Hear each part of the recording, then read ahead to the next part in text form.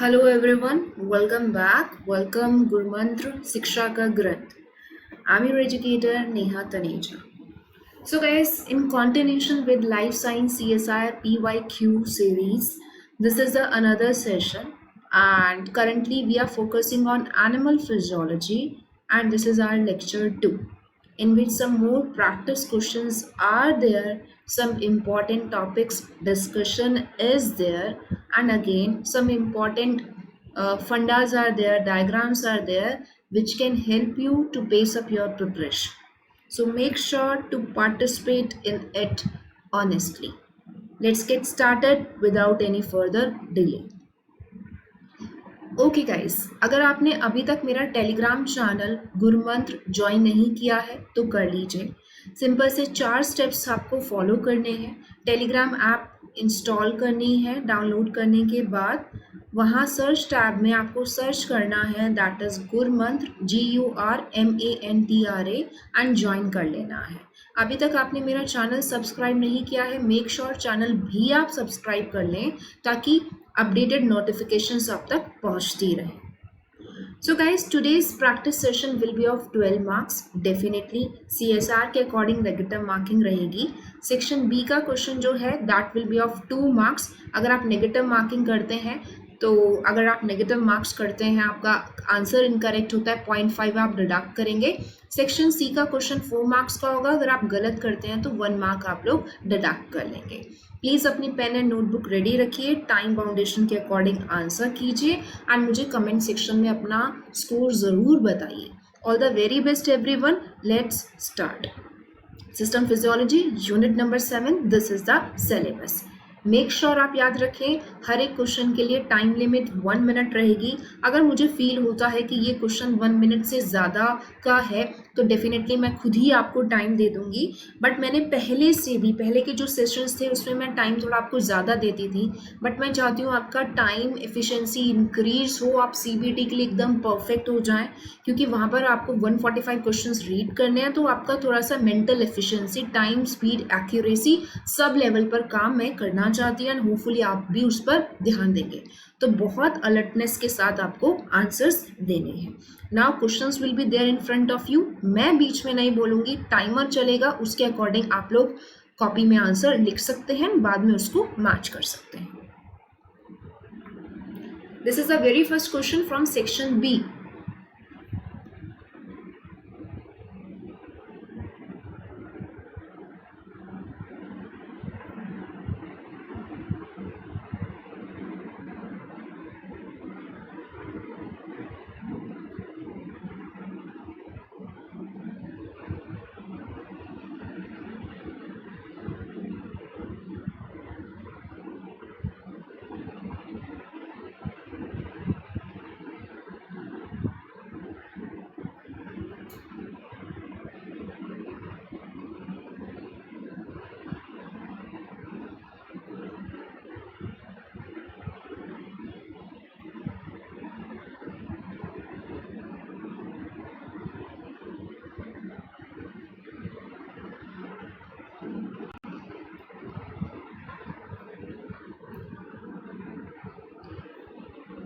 Please stop everyone.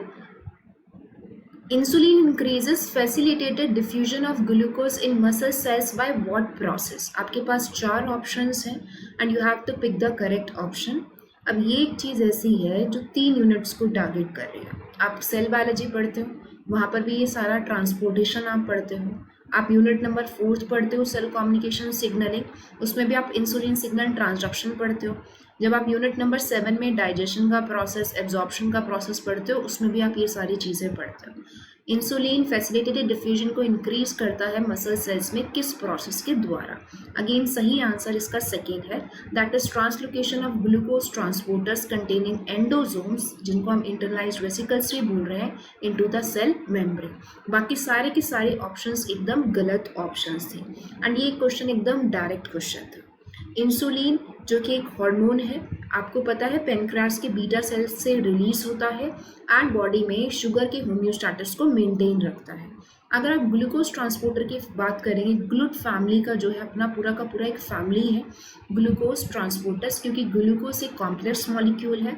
Normally उसका transportation simple diffusion से नहीं हो सकता, इसलिए जो है फैसिलिटेटेड डिफ्यूजन भी देखा जाता है। यूजली हम देखते हैं अलग अलग आइसोफॉर्म्स हमें मिलते हैं, ग्लूट 1, 2, 3, 4, 5, जो अलग अलग टाइप के सेल्स पर कॉन्टिन्यूसली एक्सप्रेस हो रहे हैं। अगर आप ग्लूट 4 के बारे में बात करते हैं तो वो प्रीडोमिनेंट फॉर्म है स्केलेटल मसल्स का एंड एडिपोज टिश्यूज का। यूजली हम देखते हैं कि ग्लूट 4 ट्रांसपोर्टर कैरियर प्रोटीन अंदर रहता है, इंट्रासेल्युलर कंडीशंस में रहता है, वेसिकल्स के साथ फ्यूज होके इंटरलाइज एंडोसोम्स वेसिकल्स के साथ रहता है। जैसे ही इन बाहर ग्लूकोज की मात्रा या बाहर ग्लूकोज का कंसंट्रेशन हाई है, इंसुलिन सिग्नल ट्रांसडक्शन पाथवे काम करता है, बाइंड करता है अपने रिसेप्टर आरटीके पर, एक पूरा सिग्नलिंग पाथवे होता है एंड फाइनली हम देखते हैं वेसिकल फ्यूज हो जाती है एंड कैरियर प्रोटीन जो है उसकी मदद से जो एक्स्ट्रा ग्लूकोज है वो अंदर आके स्टोर हो जाता है, ताकि कभी भी ज़रूरत हो तो उसका यूटिलाइजेशन किया जा सके। अगर आपका आंसर 2 था, give yourself 2 marks, other deduct, otherwise deduct 0.5 honestly. Moving to the next question. This is the next question, and again this is the question regarding transport of fructose.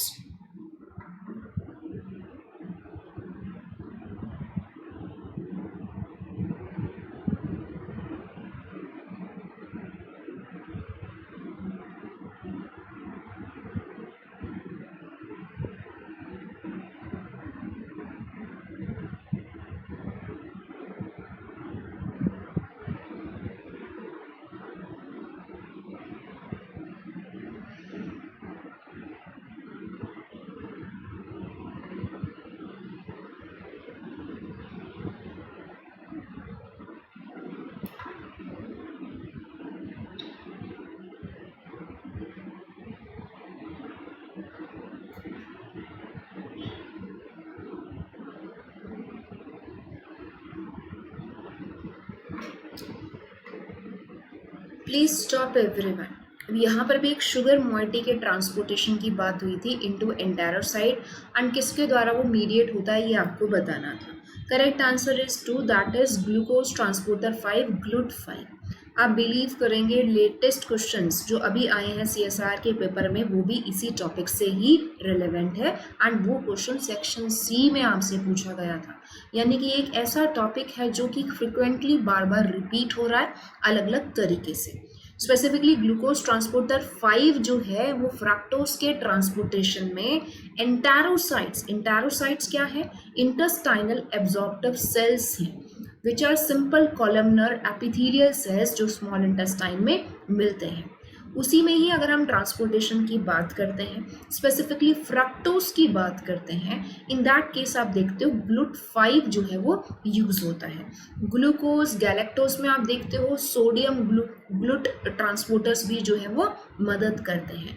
एंटेरोसाइट्स में एंट्री के लिए अलग ट्रांसपोर्टर्स हैं and exit के लिए हम अलग transporters की बात करते हैं, जो कि इस बार लेटेस्ट पेपर में सेक्शन सी में भी पूछा गया था। So these are all learning part and you have to remember by anyhow. 2 marks दीजिए खुद को अगर आपका आंसर सही है। Next question, again a question from section B and एक डायरेक्ट क्वेश्चन है। होपफुली अगर आपको लोकेशन याद है तो शायद आप कर पाए, थोड़ा डीप एनाटॉमिकल क्वेश्चन है but give it a try.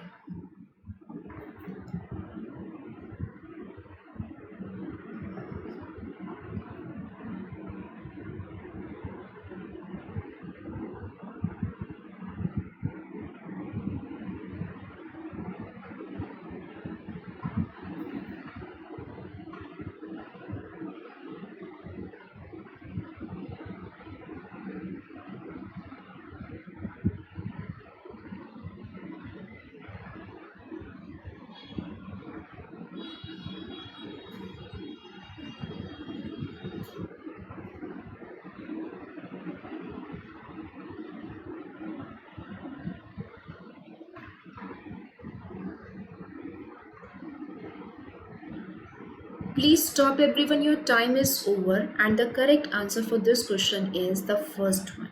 इंटरमीडियोलेटरल cell column of spinal cord. अब देखिए यहाँ पर वैसे बिल्कुल बेसिक क्वेश्चन था ये, आप लोगों ने सिंपैथेटिक पैरासिम्पैथेटिक नर्वस सिस्टम के बारे में पढ़ा होगा।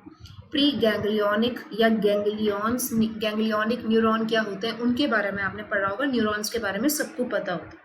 गैंग्लियन की जब बात करते हो तो बेसिकली हम यहाँ पर group of neurons cell bodies के बारे में बात करते हैं जो पेरिफेरल नर्वस सिस्टम में जो है वो इन्वॉल्व होता है। अगर आप फर्स्ट सेट देखते हैं प्री गैंग्लियोनिक न्यूरॉन्स का, वो ब्रेन स्टेम या फिर स्पाइनल कोड में ओरिजिनेट होता है। एंड जो सेकेंड पूरा का पूरा सेट होता है गैंग्लियोनिक सेल्स का या गैंग्लियोनिक न्यूरॉन्स का, जहाँ पर हम क्लस्टर ऑफ सेल बॉडीज ही देखते हैं न्यूरॉन्स की, वो आउटसाइड द CNS सिस्टम में जो है वो लोकेट होता है। ये बिल्कुल बेसिक चीज़ें हैं जो हम पढ़ते हैं।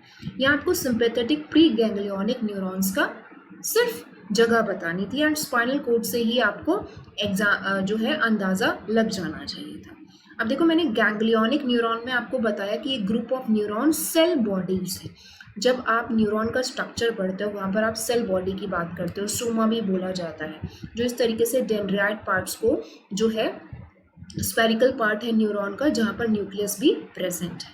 एंड अगेन यहाँ पर कनेक्शन हम देखते हैं डेंड्राइट से जो कि इंफॉर्मेशन रिसीव करती है एंड फिर डाउन द एक्सोन जो है वो जो है with the help of Schwann cells and एक तरीके से जो है जंपिंग मैनर में जो है वो इंफॉर्मेशन जो है वो पास होती है। सिंपैथेटिक नर्वस सिस्टम भी आपको पता होना चाहिए क्योंकि ये दो एक ऐसी चीज़ें हैं जो रिपीटेडली ह्यूमन फिजियोलॉजी में रिपीट होती रहती हैं। सिंपैथेटिक जो नर्वस सिस्टम है वो ऑटोनोमिक नर्वस सिस्टम का ही एक पार्ट है, जहाँ पर PNS पेरिफेरल नर्वस सिस्टम की भी हम बात करते हैं। अगेन अगर आप बात करोगे सिंपैथेटिक नर्वस सिस्टम की तो ये सिस्टम, ये पूरा का पूरा क्लस्टर जो भी हम फंक्शनिंग देखते हैं इसमें, यहाँ पर हम इनवॉलेंट्री रिस्पॉन्स के बारे में बात करते हैं, लाइक जो हमारे इच्छा के अकॉर्डिंग नहीं होते हैं। स्ट्रेस कंडीशंस जैसे हुआ जहाँ पर हमें फ्लश ऑफ हॉर्मोन्स चाहिए रिपीटेड जो है बहुत फ्रिक्वेंटली एक रिस्पॉन्स लाने के लिए, वहाँ सिंपैथेटिक नर्वस सिस्टम यूज होता है। तो ये एक डायरेक्ट क्वेश्चन था कि कहाँ पर इनकी लोकेशन है। Intermediolateral cell column of spinal cord में आप देखते हैं कि इनकी लोकेशन पाई जाती है। 2 नंबर का क्वेश्चन था, अगर आपका किसी भी तरीके से सही हुआ है आप मार्क्स खुद को दीजिए। Next question again relevant to the transportation. The di and tripeptides are transported in the enterocyte by peptide transporter 1, जिसको कौन से आयन की ज़रूरत होती है?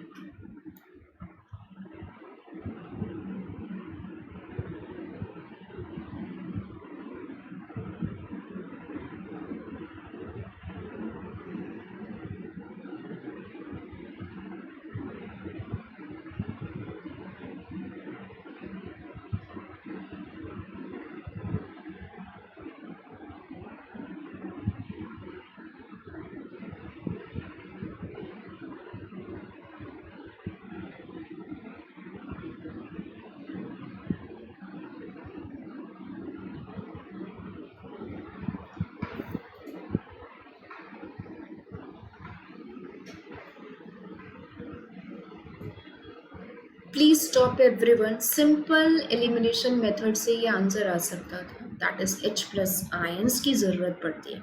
देखिए अगर आप बात करोगे कि लॉन्गर पेप्टाइड्स हैं जहाँ पर 4 अमाइनो एसिड से ज़्यादा जो है चीज़ें प्रेजेंट हैं, वहाँ पर हम एब्जॉर्प्शन नहीं देखते हैं। लेकिन अगर हम डाई एंड ट्राई पेप्टाइड्स की बात करते हैं छोटे छोटे की, तो वो स्मॉल इंटेस्टाइन में वहाँ पर हम जो है उसका ट्रांसपोर्टेशन देखते हैं। बेसिकली छोटी पेप्टाइड्स जो एब्जॉर्ब होती है स्मॉल इंटेस्टाइनल एपिथेलियल सेल्स के द्वारा, एंटेरोसाइट्स के द्वारा, ये को ट्रांसपोर्टेशन आप समझते हैं, लाइक एक चीज़ जा रही है वो अपने साथ दूसरी एक चीज़ जा रही है वो अपने साथ दूसरी चीज़ को भी ले जा रही है, राइट। तो वही को ट्रांसपोर्टेशन, साथ साथ ट्रांसपोर्टेशन हो रहा है एंड इसमें पेप्टाइड ट्रांसपोर्टर 1 का जो है वो यूज होता है। सबको पता है amino acids are the building blocks of the cell. Proteins जो हम लेते हैं डाइट में दे आर कॉम्प्लेक्स, वो पहले ब्रेक डाउन होंगे छोटे छोटे पेप्टाइड्स में, इसमें डाई एंड डाई पेप्टाइड्स हमें मिलेगी and with the help of usually हम इन्हीं दो आयंस के बारे में ज़्यादा पढ़ते हैं जो कि ट्रांसपोर्टेशन में मदद करती है। ये दो चीज़ें जो हैं एक साथ इस ट्रांसपोर्टर्स की मदद से अंदर जाएंगी, प्रोटियोलाइसिस होगा, क्लेविंग होगी, यूजफुल अमाइनो एसिड्स जो है मिल जाएंगे and further they will be utilise for the further functioning, क्योंकि अमाइनो एसिड्स की भी आप देखते हो केवल प्रोटीन्स को बनाना ही काम नहीं है, एज एन लाइक बहुत सारे मेटाबॉलिक प्रोसेसेस में, न्यूरो ट्रांसमिशन में as a neurotransmitters molecules भी इनका रोल आता है। 2 नंबर दीजिए खुद को अगर आपने ये आंसर सही किया है। Moving to the next question. Okay guys, this is a question from section C, but this is a very easy question if you know about cardiac cycle, which is a very important topic.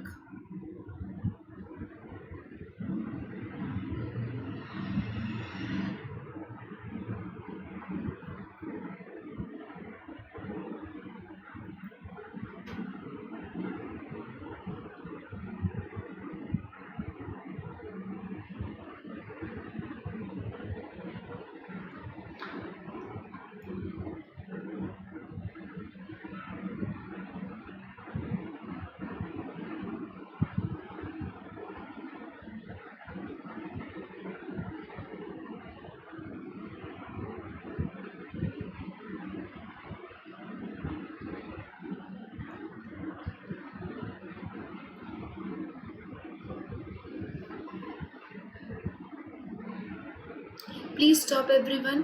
So question section C का है। आपको पता है heart के बारे में अगर आप बात करते हो कार्डियक साइकिल, वहाँ पर भी मायोजेनिक एक्टिविटी होती है। क्वेश्चन है एक्शन पोटेंशियल जो है रिकॉर्ड किया गया intracellularly with the different from the different parts of mammalian heart and जो है वो नीचे शो किया गया है मिली वोल्ट में जो है अगेन वाई एक्सेस प्लॉट किया गया है वाई एक्सेस पर एंड मिली सेकेंड में टाइम एक्सेस पर चीज़ें प्लॉट की गई हैं। आपको साइनोएट्रियल नोड एसए नोड के बारे में बताना है कौन सा सही कर्व है। अगर आपका आंसर 2 है that is a correct option. देखिए 4 नंबर का क्वेश्चन था, अगर आपने सही किया तो give yourself 4 marks, otherwise deduct 1 mark. Sinoatrial node को जो है हार्ट का पेस मेकर भी कहा जाता है, जहाँ पर cluster of cells specialise cells present होते हैं upper side of right atrium, वहाँ पर इम्पल्स पल्स जो है जनरेट होती है। आपको पता है ऐसे नोड से जो है एवी नोड पर चीज़ें ट्रैवल करती हैं, एवी नोड से जो है बंडल ऑफ हिस पर जो है वो चीज़ें ट्रैवल करती हैं, बंडल ऑफ हिस से जो है वो फिर पुरकिंजे फाइबर तक जो है चीज़ें जाती हैं एंड कॉन्ट्रैक्शन एंड जो है रिलैक्सेशन का जो है प्रोसेस होता है। ये सारी चीज़ें हम लोग पढ़ चुके हैं, ये पूरा का पूरा एनाटॉमी भी हम पढ़ते हैं, फंक्शनिंग भी हम पढ़ते हैं एंड स्पेसिफिकली जब इलेक्ट्रिकल एक्टिविटीज़ आ रही हैं तो हमें एक्शन पोटेंशियल तो मिलना ही मिलना है, जिसमें से एसए नोड का जो है आपसे पूछा गया था। एंड ये कुछ ऐसी चीज़ें हैं जो हमेशा ही CSIR पूछता रहता है। मेक श्योर इसको अच्छे से आप प्रिपेयर करें।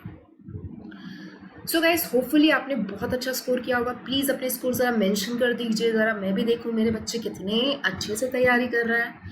आपने अभी तक मुझे अनअकैडमी पर फॉलो नहीं किया है, नेहा तनेजा नाम से फॉलो आप लोगों को कर लेना है। आने वाले CSI एग्जाम के लिए 8 unit cell bio, mol bio, communication signalling, डेल bio, animal physiology, ecology, evolution and techniques में डिटेल में पढ़ा रही हूँ with MCQs and PYQ session. आप चाहो तो ज्वाइन कर सकते हो, आप मुझसे मेरे टेलीग्राम पर भी डायरेक्टली बात कर सकते हो अगर आप अनअकैडमी प्लस ज्वाइन करने में इंटरेस्टेड हो। ये सारे पेड सेशंस होते हैं, तो आप अगेन अलग अलग मंथली प्लान ले सकते हो। प्लान में सिर्फ आपको मेरे ही कोर्सेज नहीं, आपको टोटल पूरा का पूरा सिलेबस कवर होता है including section A. At the time of referral के कोड आप मेरा नाम यूज़ कर सकते हो सिंपली नेहा, ताकि 10% डिस्काउंट आपको टोटल फीस पर मिल जाए। एंड ये चीज़ सारी कैटेगरीज पर वैलिड है, चाहे बच्चा किसी भी कैटेगरी के लिए प्रिपेयर कर रहा हो, SSC, बैंक, एनीथिंग। आप अगर मेरा रेफरल कोड यूज़ करोगे आपको 10% डिस्काउंट वहाँ पर मिल जाएगा। टेलीग्राम चैनल आप लोगों को ज़रूर हर हालत में ज्वाइन करना है। सो गाइस होपफुली सेशन आप लोगों ने एंजॉय किया हो। ऐसे ही और बहुत सारे सेशंस में लेकर आऊँगी, इससे पहले ला चुकी हूँ। मेक श्योर आप सबका बेनिफिट लेते रहें, शेयर करते रहें, लाइक करें, चैनल को सब्सक्राइब करें एंड कभी भी सपने देखना नहीं छोड़ें। Thank you so much for your patience, listening and hard work. मिलते हैं जल्दी नए सेशन में। Thank you so much, take care.